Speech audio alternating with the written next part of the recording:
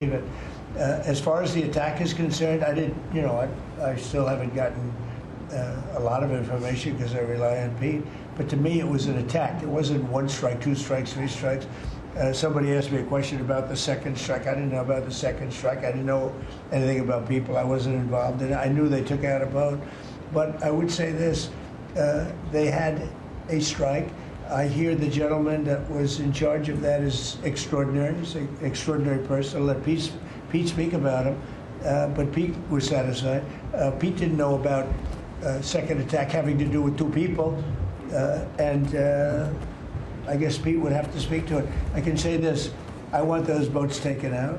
And if we have to, we'll attack on land also, just like we attack on sea.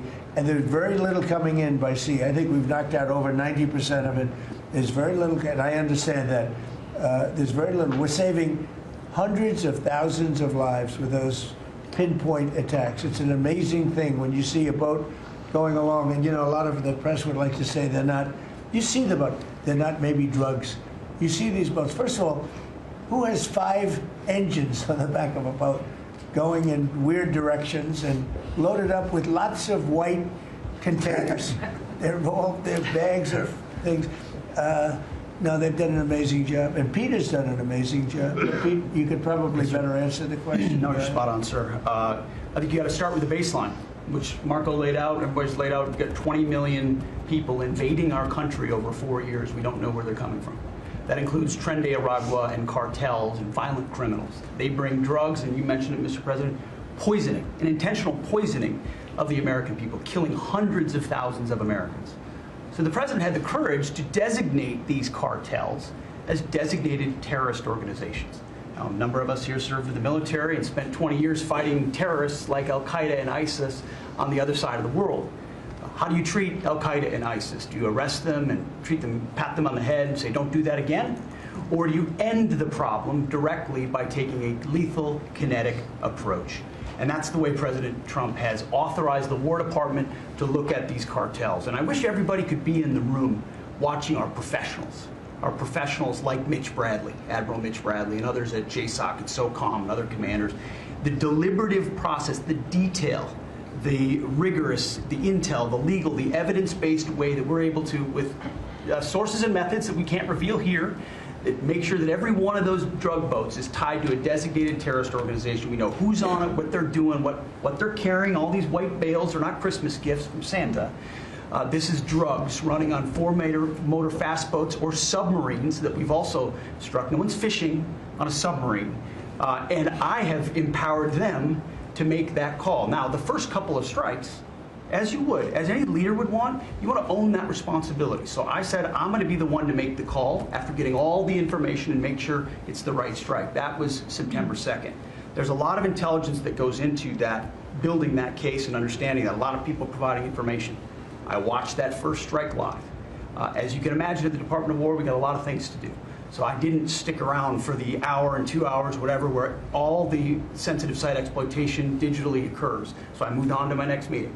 A couple of hours later, I learned that that commander had made which he had the complete authority to do, and by the way, Admiral Bradley made the correct decision to ultimately sink the boat and eliminate the threat.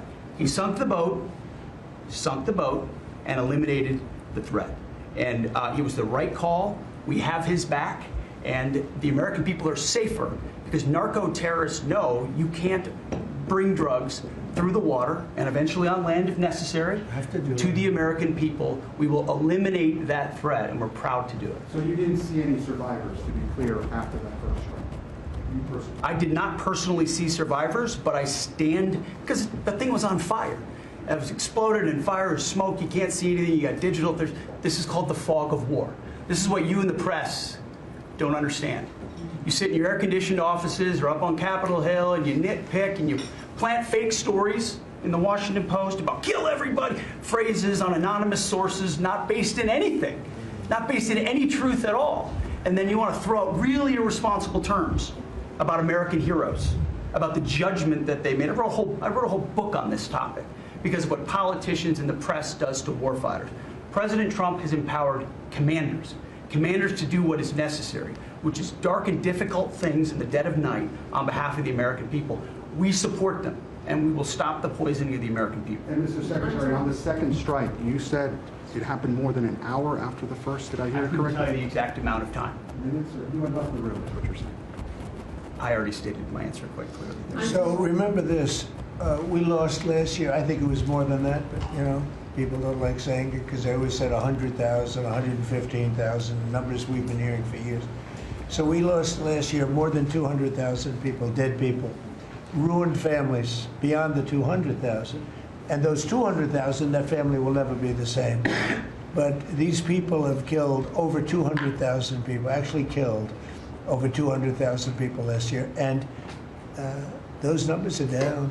Those numbers are down. They're way down. And they're down because we're doing these strikes, and we're going to start doing those strikes on land too. You know, the land is much easier. It's much easier. And we know the routes they take. We know everything about them. We know where they live. We know where the bad ones live. And we're going to start that very soon too. Mr. President, thank you so much, Mr. You President. know what, when we start that, we're going to drive those numbers down so low.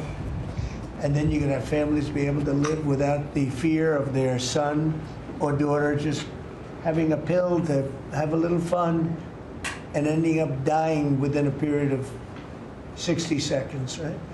No, we're not going to let that happen. We're not going to let it continue to happen. What Biden did to this country by allowing all these people, and I call them animals in many cases, I think they're animals, to come into our country and destroy our country and let all those drugs pour in.